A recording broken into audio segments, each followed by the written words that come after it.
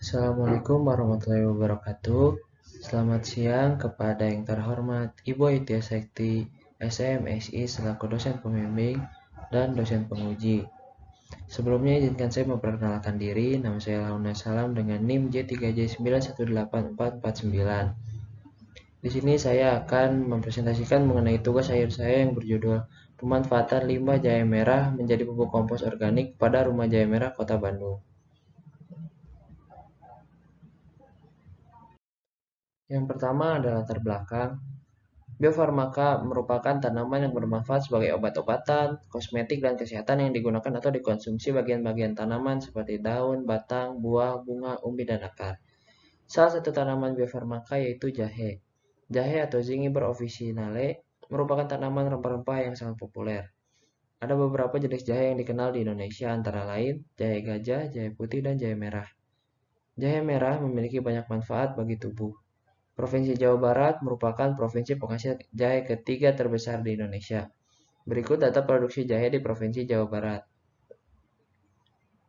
Dari data yang terdapat pada tabel, menunjukkan bahwa produksi jahe mengalami peningkatan dari tahun ke tahunnya. Peningkatan produksi tersebut akan menghasilkan limbah yang dihasilkan berupa jahe merah yang rusak atau tidak lolos proses sortasi. Jahe merah yang tidak lolos sortasi yaitu jahe merah yang busuk, rimpangnya basah, dan berukuran sangat kecil. Rumah Jahe Merah merupakan perusahaan yang bergerak di bidang pertanian yang menjual berbagai rempah-rempah. Produk utama yang dijual yaitu jahe merah segar. Perusahaan Rumah Jahe Merah memiliki kelemahan yaitu menghasilkan limbah jahe merah yang cukup banyak setiap panennya. Limbah tersebut tidak diolah dan dibuang begitu saja oleh perusahaan. Limbah tersebut apabila tidak dimanfaatkan atau diolah akan mencemari lingkungan sekitar. Maka dari itu, perlu adanya pengolahan limbah agar tidak mencemari lingkungan sekitar dan dapat menambah keuntungan bagi perusahaan. Selanjutnya ada tujuan dari kajian pengembangan bisnis ini. Tujuan yang pertama yaitu merumuskan ide pengembangan bisnis berdasarkan faktor internal dan faktor eksternal pada Rumah Jahe Merah. Tujuan yang kedua yaitu mengkaji kelayakan rencana pengembangan bisnis pemanfaatan limbah jahe merah menjadi pupuk kompos berdasarkan aspek finansial dan aspek non-finansial pada Rumah Jahe Merah. Masuk ke metode kajian, lokasi praktik kerja lapangan bertempat di Rumah Jahe Merah, Jalan Mentor Gang RH Amsyor nomor 17A RT 2 RW 7 Kelurahan Sukaraja, Kecamatan Cicendo, Kota Bandung, Jawa Barat. Terhitung dari 1 Februari hingga 30 April 2021. Sumber data yang digunakan itu data primer dan data sekunder. Untuk metode analisis, menggunakan metode kualitatif yang terdiri dari analisis SWOT dan business plan. Untuk metode kuantitatif terdiri dari studi kelayakan bisnis dan switching value. Sejarah perusahaan. Rumah Jahe Merah terletak di Kota Bandung, tepatnya Jalan Mentor Gang RH Amsyor nomor 17A, yang didirikan pada tahun 2014 oleh Bapak Umar Sodik selaku pemilik usaha tersebut. Rumah Jahe Merah bergerak di bidang pertanian, khususnya menjual tanaman rempah-rempah seperti jahe merah, jahe emprit, jahe gajah, kayu manis, bunga lawang, kapulaga, cabai jawa, kayu secang, dan masih banyak rempah lainnya.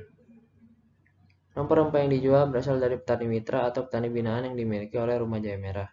Selain menjual rempah-rempah dalam bentuk segar, Rumah Jahe Merah juga menjual jahe kering atau simplisia dan paket untuk budidaya jahe yang berisi bibit jahe dan pupuk cair organik.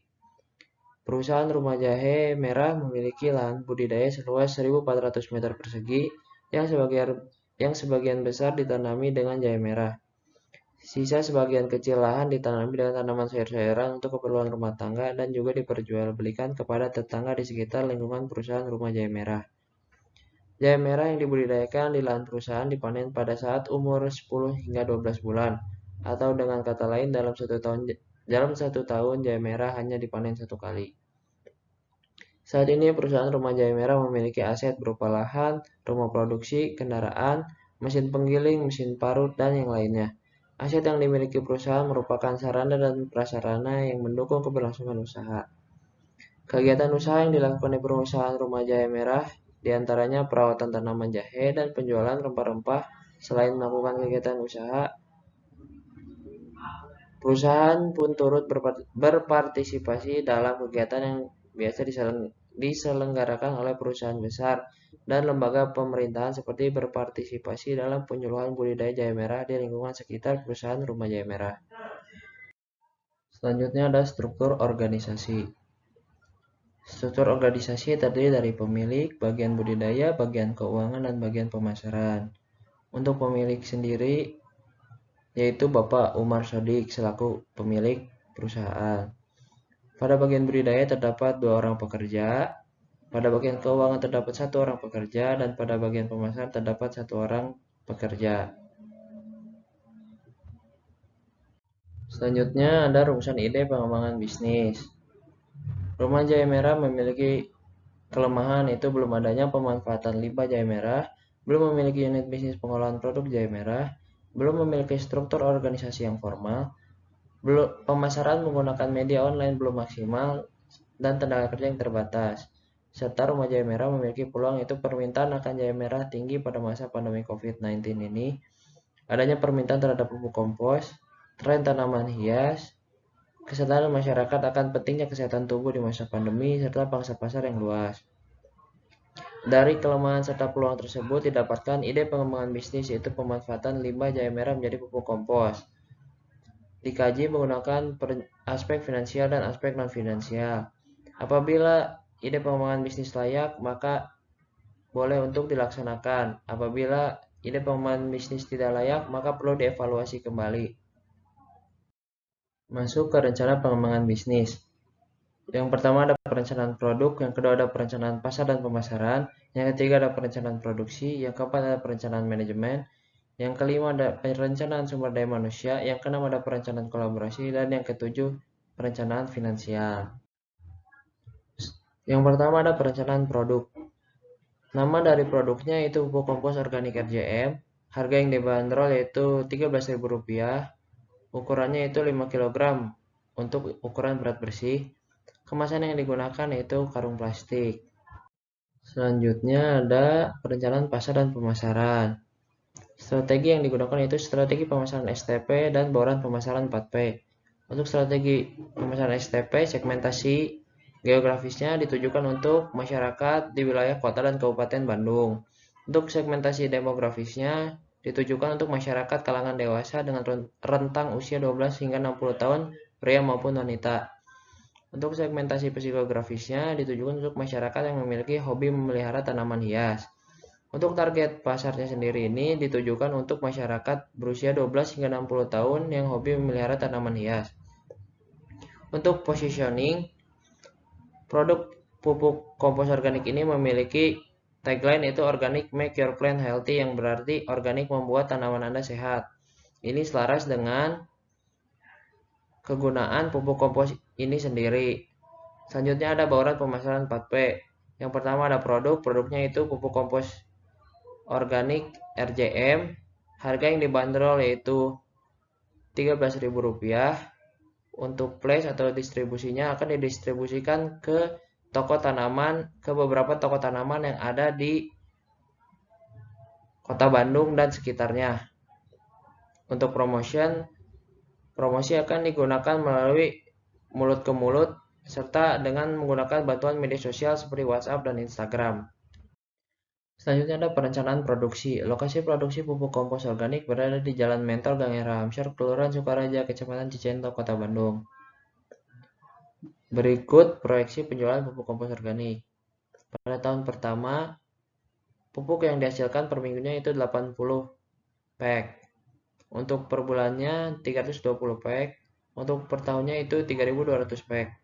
Untuk tahun kedua hingga tahun kelima, per minggunya 80 pack. Per bulannya 320 pack, dan per tahunnya 3.840 pack.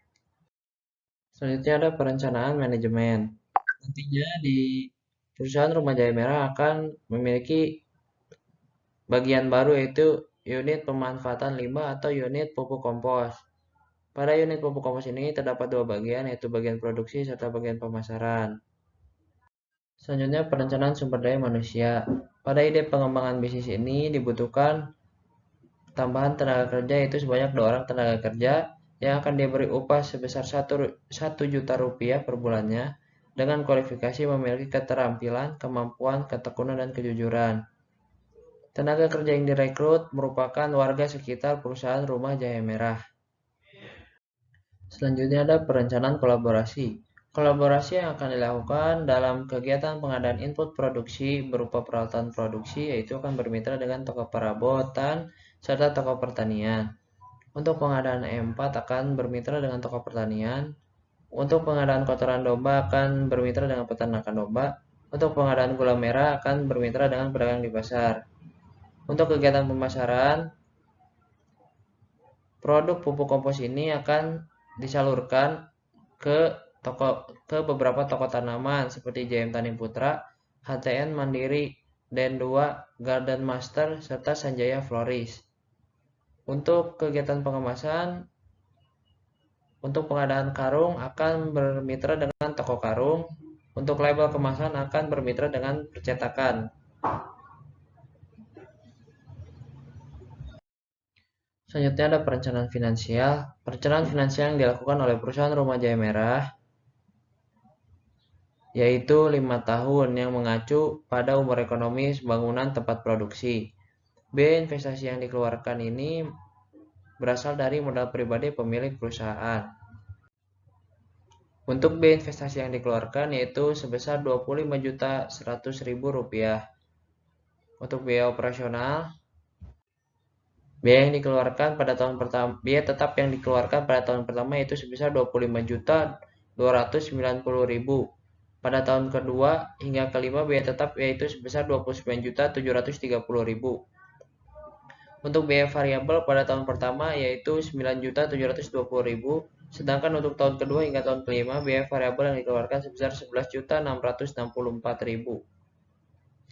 Selanjutnya ada perencanaan penerimaan. Perencanaan penerimaan yang akan diperoleh dari pengolahan pupuk kompos ini pada tahun pertama, jumlah penerimaan yang akan diterima dengan produksi sebanyak 3.200 piece yaitu sebesar Rp41.600.000 diproduksi selama 10 bulan. Pada tahun kedua hingga tahun kelima, jumlah penerimaan yang akan diterima dengan produksi 3.840 piece yaitu sebesar Rp49.920.000 diproduksi dalam 1 tahun penuh. Berikut analisis laba rugi. Laba bersih yang didapatkan pada tahun ke-1 yaitu sebesar Rp6.557.050. Sedangkan pada tahun kedua hingga tahun kelima laba bersih yang diterima itu sebesar Rp8.483.370. Selanjutnya ada analisis kelaikan bisnis. Pada tabel tersebut menunjukkan bahwa ide pengembangan bisnis ini layak untuk dijalankan. Dilihat dari hasil NPV yang lebih dari 0, hasil net BC yang lebih dari 1, hasil gross BC yang lebih dari 1, hasil IRR yang lebih dari diskon rate, serta payback period yang lebih kecil dari umur bisnis.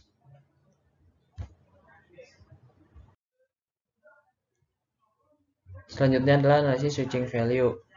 Dapat dilihat dari tabel, maka batas toleransi maksimum kenaikan biaya produksi sebesar 15,6103656% dan batas toleransi maksimum penurunan volume produksi sebesar 11,9779536%. Apabila melebihi batas toleransi tersebut, maka perusahaan akan mengalami kerugian. Berikut tahapan pengembangan bisnis menggunakan critical path method. Selanjutnya ini merupakan hasil perhitungan menggunakan critical path method. Berikut merupakan chart dari hasil perhitungan critical path method.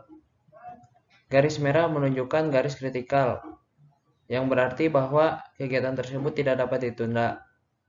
Untuk garis hitam memiliki arti aktivitas tersebut dapat ditunda. Selanjutnya ada kesimpulan. Pada poin pertama yaitu rencana pengembangan bisnis yang akan dijalankan adalah pemanfaatan limbah jahe merah menjadi pupuk kompos organik.